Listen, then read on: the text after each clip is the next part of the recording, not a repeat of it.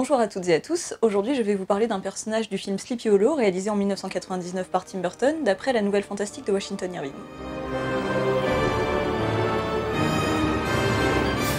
Sleepy Hollow, c'est une histoire qui se passe à la fin du 19e siècle et qui met en scène l'inspecteur new-yorkais Ichabod Crane qui se rend dans la petite bourgade mystérieuse de Sleepy Hollow pour enquêter sur des meurtres a priori commis par un cavalier sans tête.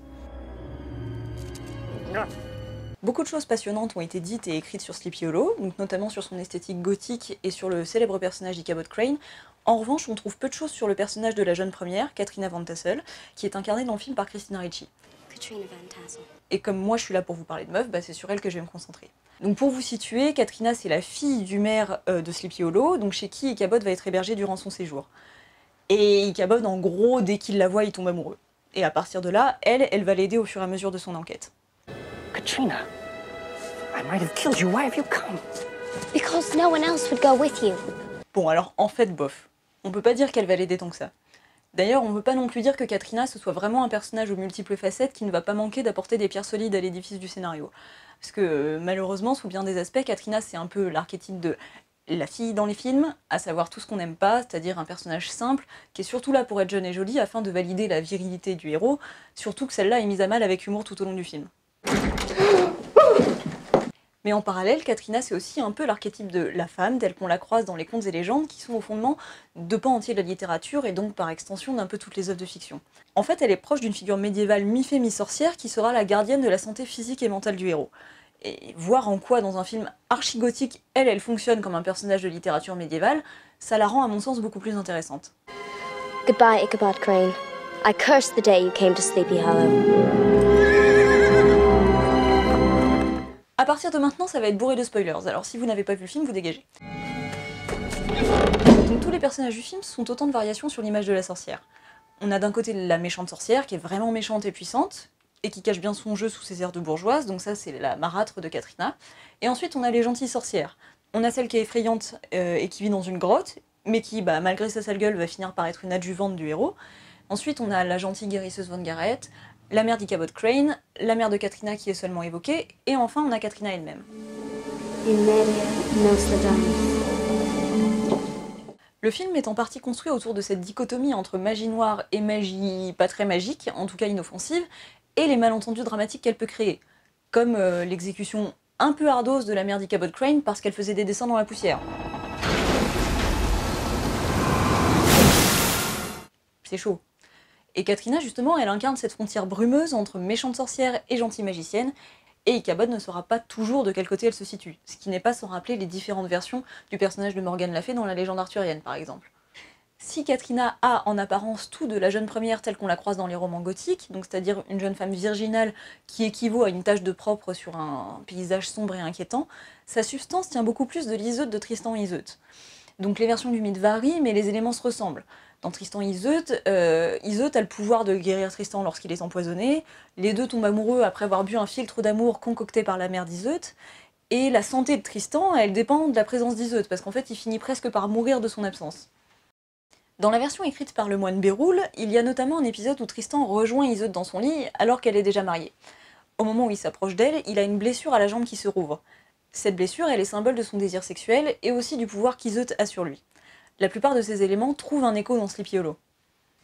Iseut est mariée au roi Marc, Katrina est promise à Brome, Ichabod et Katrina ont un coup de foudre lorsque celle-ci lui fait un bisou sur la joue en ayant les yeux bandés et ne l'ayant jamais rencontré. Là, on n'est pas loin de l'effet improbable d'un filtre. Et Katrina veille également sur Ichabod et sur ses cauchemars lorsqu'il est blessé. Comme quoi, le sang des hommes qu'elle touche doit être versé et à elle de décider si son amour refermera la plaie ou non. Même si je vous accorde que cette plaie-là, elle est pas facile à recoudre. Le parallèle est frappant au moment où Ichabod se réveille de son cauchemar, qu'il se jette dans les bras de Katrina qui est à son chevet, et qu'il constate à ce moment-là que les plaies d'enfance qu'il a sur les mains se sont remises à saigner, une conséquence de l'aura magique de Katrina. En revanche, là, on approche d'une tarte à la crème, parce que l'un des grands travers de notre société machiste, c'est d'interpréter le désir qu'éprouvent les hommes pour les femmes comme un sort lancé par elles, et on a tendance à les en tenir responsables, alors qu'elles se contentent de respirer le même air. Là, évidemment, vous voyez toutes les dérives auxquelles ça mène, j'ai pas besoin d'expliciter. Par contre, pour revenir au film, justement, dans la suite de cette scène, on a Ichabod qui accuse Katrina d'être un petit peu sorcière au prétexte qu'elle l'aurait envoûtée. But perhaps there's a bit of a witch in you, Katrina. Why do you say that? Because you've bewitched me. Grosse pick-up line. Alors au départ, elle est un petit peu choquée par l'emploi du mot sorcière, et puis finalement elle finit par trouver ça mignon parce qu'elle le kiffe bien. S'ils avaient vécu au Moyen-Âge, ça se serait terminé sur le bûcher. Bon, alors ça c'était pour le quart d'heure prévention. Maintenant, je vais vous parler de la scène du cardinal. On a Katrina qui prend Ichabod pour un magicien parce qu'il lui montre une illusion d'optique. You can do magic. Teach me. Alors qu'elle, de son côté, elle prépare des mixtures guérisseuses à base d'incantations et de morceaux d'animaux, comme la sorcière de la forêt. C'est sans doute parce qu'en fait, elle appartient à un monde magique qui fait qu'elle reçoit la science comme étant de la sorcellerie.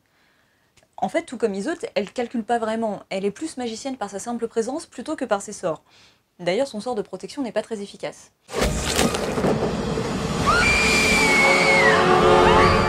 Aussi bien Katrina que la mère d'Ichabod sont des figures de pureté et de bonté qui font que c'est plus en ça qu'elles sont de vraies magiciennes dans ce monde de cyniques et de corrompus. Et ça, c'est pas tout à fait sans rappeler la pureté surnaturelle et enchanteresse des jeunes femmes décrites par Chrétien de Troyes.